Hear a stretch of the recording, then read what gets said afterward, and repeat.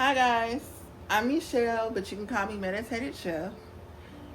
And on this channel, we talk about all things life in 30s, as well as traveling, food, recipes, where I am on my health journey and wellness journey, as well as just life stuff. That's what we do here. So, I'm Michelle, but you can call me Meditated Chef. This video is going to discuss my year of celibacy. I'm calling it a year of celibacy because, which is the term, celibacy or abstaining? And what it's taught me. So last year, after my 33rd birthday, and a time was had that weekend. A time was had. Shortly after, I was just like, I don't want to be bothered. I need a break. I had had several breakups, and I used to live by the motto, best way to get over one is under a new one. And so I tried that a couple times, but wind up seeing myself repeat similar patterns. And so when you are doing things and you are having issues, sometimes you have to look within, because it may very well be whose fault? Your fault. But you're the common denominator. So I said self.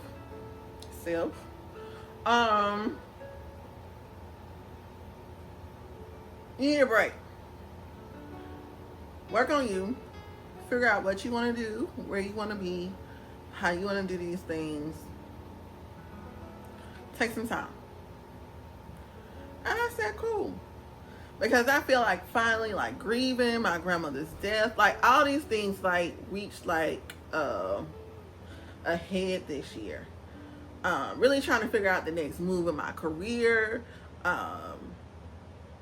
Beating up on myself for not achieving all of those goals that you had by the time you were 30, and being in that space really just allowed me to really think about what I want to do next, what I want for my life, where I want to be, what I want to do, just all of that. And also, this is something I find myself doing. I find myself house dressed. I keep a good raggedy house dress to walk around in. It ain't nothing like it. It's so free. What works best for me? And because of what I do a lot of times is when I'm in a relationship, I worry about all of my decisions based on that person. And I get it. That's what you're supposed to do, kind of. But a lot of times, I feel like I'm somewhat free-spirited. And what happens where I'm most unhappy is when I allow myself to lose that free-spiritedness in order to maintain a relationship. Because for some reasons, when you're more free-spirited, it's like you attract stern, serious people. And I don't know what it is. And what happens is it's like I lose a part of what makes me me. People may say it's immaturity or childlikeness or whatever. I don't know if it's maybe because I don't have any kids. But I feel like my life is my life to live.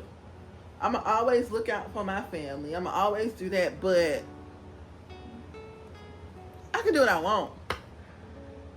And even with having kids, you have to be a little bit more stable. I think about having kids. But my kids, if I had a kid, I would want my kid to be that kid that travels the world with me. So that's where I am. I'm understanding that I want to travel. I want to be different places. I want to do different things. I don't necessarily want to stay in one spot. Like, I can return home. I can return home, but I want to be able to travel. I want to be able to do different things. I don't necessarily want to stay in one spot. Like, I can return home. I can return home, but I want to be able to travel. I want to be able to do different things. I don't necessarily want to stay in one spot. Like, I can return home, but I just don't want to be in one spot, right? So I know I need that piece of freedom. Everybody is not like that. Everybody is not going to understand that. So I had to be okay with the fact of I don't want mindless connections with people who don't share my similar interests anymore. Um, I want someone that's okay with exploring and leaving and not scared and not worried. Um, and I'll go out to the club, but that's not my idea of adventure. My idea of adventure is maybe going on a hike or going to a new place, seeing sights there, maybe going to the club there to see if it's a different experience. Um, that's what I'm interested in. And so a lot of times I don't attract people that are interested in that. And I'm learning, especially with being in food, maybe I can work anywhere. And I knew that, but I can work anywhere. I'm going to have to, I started back working out so I can be in these line kitchens moving around. And, I would rather have the adventures and the stories, because it seems like what happens a lot of times when I don't feel free, I get stuck in a little bit of a rut. And I can't allow myself to do that. I was born free. I've been in airplanes since I was 1 year old. Was flying by myself, and so I'm going off a little bit. This year of abstaining has taught me to focus in on myself. That's it in short. And also it has taught me what I want things that I want in a partner. And it has also taught me that I am okay with allowing my life to unfold however it unfolds. The things that I want to do and that are in my control, I will control them. I will do my best. I will handle them. But I'm not living with any cares what the world thinks about my decisions. I just want to live my authentic life. That's what this year has taught me. It has taught me self-control, also patience. Because there was a couple times I thought about it, but then I was like, no. And just with the more I delve into public health and the more I read random things, the more I don't know if I want to risk, especially the more spiritual work I do. So it's two parts. I don't want to risk the impacts to my health, whether it be my physical or my mental health, or my spiritual health, because I don't subscribe to any religion, but I do believe that when you lay down with someone, it's an energy exchange. And a lot of times, people put on these facades on who they are, and the energy that they have it rubs off on you. So you may be finding you start messing with someone who is a negative Nancy, or who even with dating narcissists. That's a common topic. When you date someone who doesn't vibrate on the same frequency or you are higher, you get pulled down. They're gonna come up. Well, you're gonna come up and they're gonna come down, right? To kind of meet each other where you are. And that's just with any relationship. Like, you try to meet your spouse where they are. Or friend or whoever, especially if you want to, develop a relationship, you try to, you adjust who you are, they who adjust who they are, to make a relationship. And that can be a good thing, but what it can also do is cause you to lose yourself in that person. And even when you think about just mindlessly laying with people, I get it. You know, sometimes you just need to catch one off. I get it. But at what cost? What are you exposing yourself? If you don't believe in the spiritual, okay, I guess whatever. But what are you exposing yourself spiritually? And what are you exposing your health to? There's so many STIs and things that you can transmit back and forth. I don't know if it's even worth the risk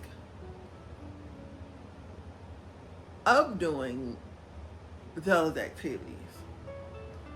Whether it be just your pH getting thrown off and now you gotta take Bactrim or whatever the new BV medication is. Like, there's so many things that happen when you are sexual with a person. You could be allergic to the material, the latex or the lamps. Like, it's so, or the ingredients in the lubricant. Like, it's just so much that you have to risk. And this is coming from somebody who probably was more free than I should have been at one point. But you know better, you do better. And then I think also being celibate has also shown me that it allows me to pay attention. And I see so much infidelity and so many secrets just from even seeing like my inboxes and knowing that people are married and seeing people out with married people and in relationships, and they're all being sexual with each other. Y'all just swapping shit around. And I'm sorry for saying the S word, but y'all just swapping stuff around. And again, that goes to that spiritual help. That ties back all into that. So it has definitely taught me that I might be okay with this journey being prolonged, or even being, I'm not going to say indefinitely, but I wouldn't hate it. You know, I've really gotten to a place where I'm working on me, and I'm going to be working out. So that makes a big difference. And it ain't nothing wrong with a little vroom vroom when you need to, because sometimes you need a little vroom vroom. So I say that all to say it has been a season of extreme emotional growth, extreme educational growth. During this time period, I graduated with my bachelor's, you know, and it just really focusing in and honing in on my goals. During this time, I've decided what I want to do next, and I'm working towards that. I started my master's degree. During this time, I have just really been able to hone in and focus on making myself better, going to therapy. I got to get back, but I will. Finding a therapist, finding a psychologist, and really talking through those chemical makeups and learning the things that you need to do to better your health. Getting down to why I do certain things.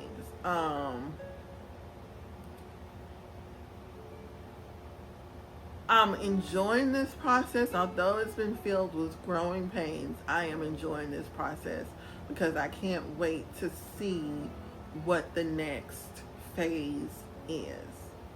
And it's all phases, it's all ups and downs. But if you can master your mind and your body and those urges, there's nothing you can't do.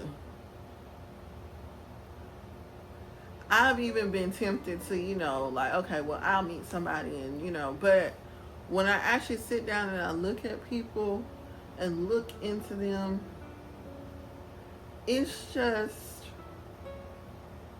hard for me now to picture that. And I'm not saying that it won't change, but I have to make sure that whatever I do next is intentional all the way around. From career to how I live, it needs to be intentional. And I'm patient enough to do the work little bit by little bit to get there. Because eventually you get there. So this time of abstaining has just been about growing and loving on myself. And loving myself enough to not allow myself to feel pressured or worried that I'm not going to get someone because I'm not being open in that way. The thing about it is that I know that when it's the right person, I'm going to feel it. And if I don't feel it, I'm okay with that. I don't worry about that. So, thank you guys for tuning in. Now I'm gonna sit here and really finish folding my clothes since I've talked more than anything. And I will see you guys next time. Next video is gonna be a vacation video. So I went to Anguilla and I've got to make sure to upload that. So that's coming up next, guys. It's gonna be filled with footage and me popping in and talking, and probably be talking on this couch. And I will see you next time. Meditative Chef on everything. I'm getting better about posting. I'm back. I took my little hiatus in Anguilla. We'll talk about that on the next video. And I'll see you guys later.